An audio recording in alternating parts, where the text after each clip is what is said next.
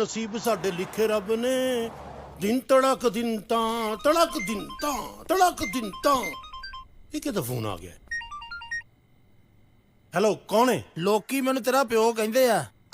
ਅੱਬਾ ਸਲਾਮ ਅਲੈਕੁਮ। ਉਹ ਕਿੱਥੇ ਆ? ਮੈਂ ਕੰਮ ਤੇ ਜੀ। ਕਿਹੜੇ ਕੰਮ ਤੇ? ਯੂਕੇ ਦਾ ਵਜ਼ੀਰ ਆਜ਼ਮ ਲੱਗ ਗਿਆ ਨਾ। ਜਿਹੜੇ ਬੰਦੇ ਨੇ ਮੈਨੂੰ ਇੱਥੇ ਭੇਜਿਆ ਢਾਬੇ ਤੋਂ ਲਾਤਾ ਉਹਨੇ, ਸਫਾਈ ਕਰ ਰਹੇ ਆ। ਕਾਹਦੇ ਨਾਲ? ਮੈਂ ਤਲਵਾਰ ਨਾਲ ਪੋਚਾ ਮਾਰਨ ਡਿਆ। ਫੜਾ ਮੂੰਹ ਤੇਰਾ।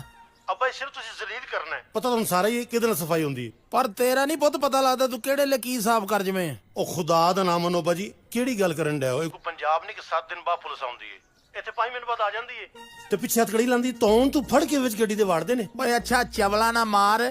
ਇਹ ਦੱਸ ਵੀ ਅੱਜ ਕੰਮ ਤੇ ਕੋ ਸਾਫ਼ ਕੱਪੜੇ ਪਾ ਕੇ ਆਇਆ? ਅੱਬਾ ਜੀ ਇੱਥੇ ਕੱਪੜੇ ਗੰਦੇ ਹੁੰਦੇ ਹੀ ਨਹੀਂ, ਇੱਥੇ ਤੁਸੀਂ ਆਪ ਦਾਗ ਲਾਣਾ ਤੇ ਲੱਗਣਾ, ਨਹੀਂ ਤੇ ਨਹੀਂ ਲੱਗਦਾ। ਖੈਰ ਇਹ ਕੱਪੜਿਆਂ ਦਾ ਕਿਉਂ ਪੁੱਛਣ ਡਿਆ ਹੋ?